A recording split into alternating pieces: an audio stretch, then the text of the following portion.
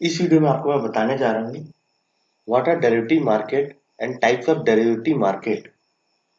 India में सबसे ज़्यादा डेरिवेटिव मार्केट में ट्रेडिंग होता है क्योंकि यहाँ पे आप बहुत ज़्यादा प्रॉफिट कमा सकते हैं as compare to equity market.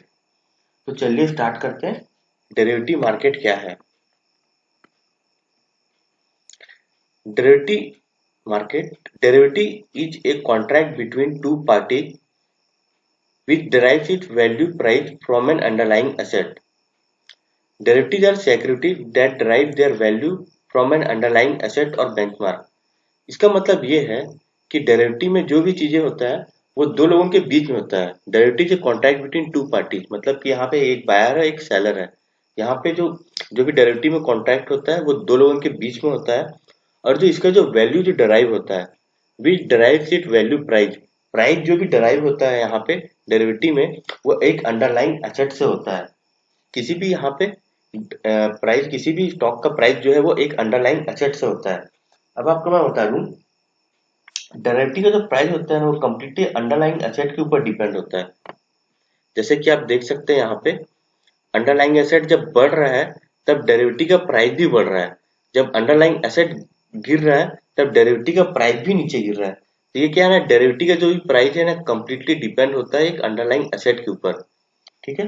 तो अब मैं आपको एग्जांपल से बता देता हूँ कि अंडरलाइंग एसेट का एक एग्जांपल लेके आपको बता देता हूँ मैं कि अंडरलाइंग एसेट क्या है और डेरिवेटिव क्या है, तो इससे ज्यादा आपको अच्छे से और समझ में आ जाएगा। जैसे कि आप देख सकते हैं शुगर। शुगर हमें ना शुगर केन से मिलता है।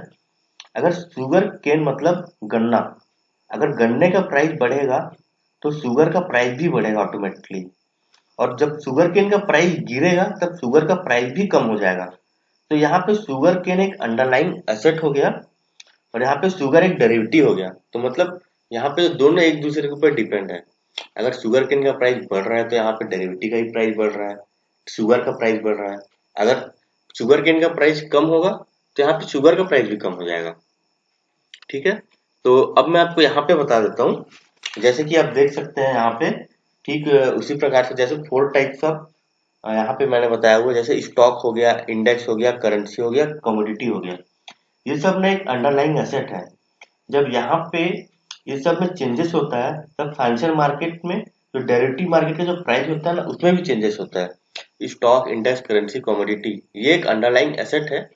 तो ये अगर इन सभी चीजों में अगर चेंजेस होता है प्राइस में, तो फाइनेंशियल मार्केट में जो डेरिवेटिव होते हैं जैसे कोई भी स्टॉक्स हो गया, तो जो शेयर का प्राइस जो अप डाउन होता है उसके शेयर के प्राइस में भी अप डाउन होता है। जो जो भी स्टॉक जो भी डेरिवेटिव मार्केट के अंदर पे आता है। अब यहाँ पे जैसे कि स्टॉक, इंडेक्स, करेंसी, कमोडिटी इसका प्राइस बढ़ेगा तो डेरिवेटिव का भी प्राइस बढ़ेगा। स्टॉक, इंडेक्स, करेंसी, कमोडिटी एक अंडरलाइंग एसेट है। जब इसका प्राइस कम होगा तो यहाँ पे जो changes in financial derivative price मतलब इसका प्राइस में भी चेंजेस होगा।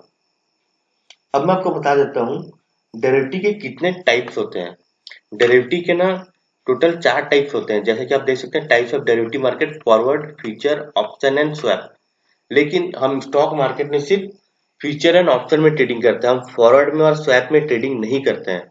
तो आने वाले वीडियोज में आपको मैं बताऊंगा और भी अच्छे से कि फ्यूचर एंड क्या है और ऑप्शन क्या है, फ्यूचर में कैसे ट्रेडिंग करना चाहिए, ऑप्शन में कैसे ट्रेडिंग करना चाहिए। तो उसको मैं और ज्यादा डिटेल्स में आपको बताऊंगा। तो इस वीडियो में आपको सिर्फ इतना ही बता रहा हूँ कि डेरिवेटिव क्या है, क्योंकि फ्यूचर एंड ऑप्शन ये दोनों डेरिवेटिव मार्केट के अंदर पे आते हैं।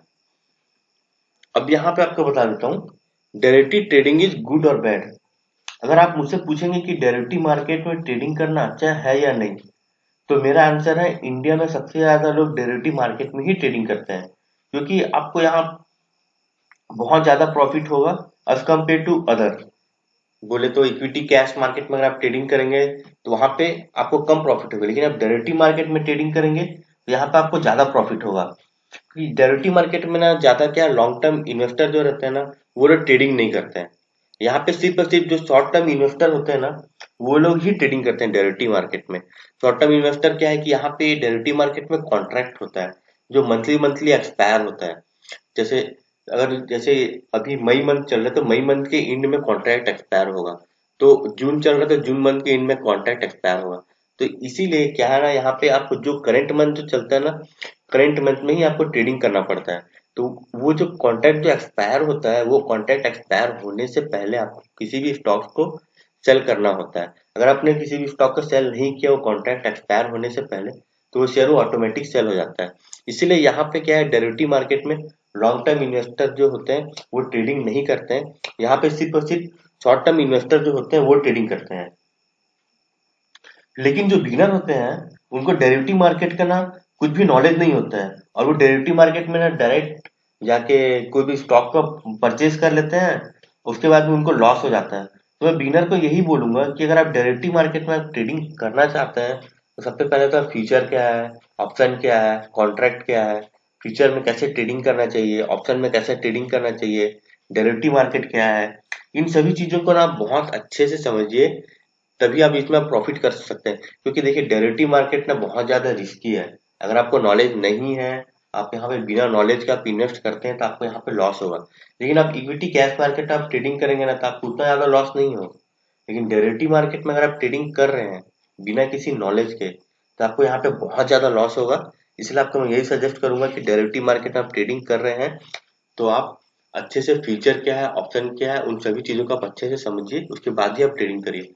तो आने वाले वीडियोज में मैं फ्यूचर क्या है, ऑप्शन क्या है, फ्यूचर में कैसे ट्रेडिंग करते हैं, ऑप्शन में कैसे ट्रेडिंग करते हैं, इन सभी के बारे में आपको मैं और भी ज्यादा अच्छे से आपको बता दूंगा।